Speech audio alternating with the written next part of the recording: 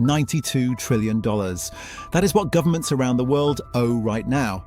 And when that debt becomes unpayable, the politicians are not the first to feel it. You are. So here is the question nobody wants to answer. What actually happens to ordinary people when a country runs out of money? Picture this. You walk into your bank on a Tuesday morning. 30 years of working, 30 years of saving, doing everything right. And the teller slides a piece of paper across the counter telling you that you can only withdraw $200 this month. Not because your account is empty, because the country is. This is not a hypothetical. In Lebanon between 2019 and 2024, the Lebanese pound lost 98% of its value against the US dollar. Depositors were capped at withdrawing between $200 and $400 per month, regardless of their balance. The so-called Lolar system, a bitter nickname for a broken currency, meant that $1 trapped inside a Lebanese bank was functionally worth only 15 cents in usable cash. 80% of the Lebanese population was locked out of their own savings. 8 out of every 10 people. Here is the part almost nobody understands until it is too late.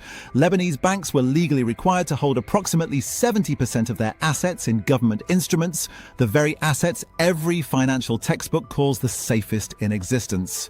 When the government could no longer pay its bills in March 2020, those mandated safe assets became nearly worthless overnight. The safest place to keep money became, without warning, the most dangerous place on earth to keep it. This is the central paradox running through every story in this video. And it always begins long before anyone makes the headlines. The slow leak starts the same way every time. A government quietly spends more than it collects in taxes, running a spending gap of 10% or more of its total economic output for several consecutive years. Prices feel manageable. Stores are stocked. Banks are open. Nothing appears wrong. But beneath the surface, the structure is weakening, the way termites hollow out a house long before the floor gives way. To cover the gap, governments borrow. And because international lenders charge lower rates, they borrow in US dollars or euros. External debt climbs past 100% of total economic output. Nigeria hit a particularly alarming threshold in 2022, spending 96.3% of its entire federal government revenue just to service existing debt, leaving almost nothing for schools, hospitals, or roads. 96 cents of every dollar the government collected went straight to interest payments. Not infrastructure, not healthcare, interest. Then comes the trigger. It does not need to be dramatic. A global supply disruption, a credit rating downgrade, a sudden loss of confidence. International money begins flowing out. The local currency drops 30% or more almost immediately. And here is the devastating arithmetic. Every dollar of foreign currency debt just became dramatically more expensive to repay, without the government borrowing a single additional cent. Sri Lanka experienced this in measurable human terms. By May 2022, its foreign exchange reserves, essentially the National Emergency Savings Account, had fallen to under $50 million. Less than many mid-sized American cities hold. Fuel prices surged from 177 Sri Lankan rupees per litre in January 2022 to 470 rupees per litre by July 2022, a 165% increase in just 6 months. Power cuts extended to 13 hours every single day. School exams were indefinitely postponed, not due to any health emergency, but because the government could not afford to import the paper to print them. The president ultimately fled the country. Venezuela tells an even more extreme version of this story. Price inflation reached 65,374% in 2018 alone, according to IMF data. 79% of hospitals lost consistent access to running water. 90% of essential medicines disappeared from shelves, and 7.7 million people, one of the largest peacetime population movements in modern history, left the country entirely by 2023. Now here is the dynamic that makes recovery so brutally difficult, and the one most people never see coming. When a country's economy deteriorates sharply, the people most capable of rebuilding it are also the most capable of leaving. Greece lost more than 400,000 university-educated graduates to emigration between 2010 and 2016, following its €110 billion emergency lending package. Doctors left, engineers left, teachers left. The tax base shrank, infrastructure deteriorated, the next generation received a worse education. The very human capital needed to fund a recovery walked out the door, often permanently. In Argentina, the poverty rate reached 41.7% in the second half of 2023. By early 2024, following emergency spending cuts to stabilize government finances, that figure had climbed to 57%. Beef consumption in a country historically among the world's largest beef producers fell to a 100-year low. A nation that feeds the world could no longer afford to feed itself. The global backdrop amplified everything. When borrowing costs in wealthy nations rose from near 0% to between 4% and 5% between 2022 and 2024, international money that had flowed into emerging markets reversed course and headed home. Egypt, carrying $164.7 billion in external debt as of June 2023, watched its currency lose nearly 40% of its value in a single day in March 2024. A strong dollar in New York translated directly into emptier dinner tables in Cairo. And this is exactly why so many people feel like the economy is working against them, despite what the headlines say.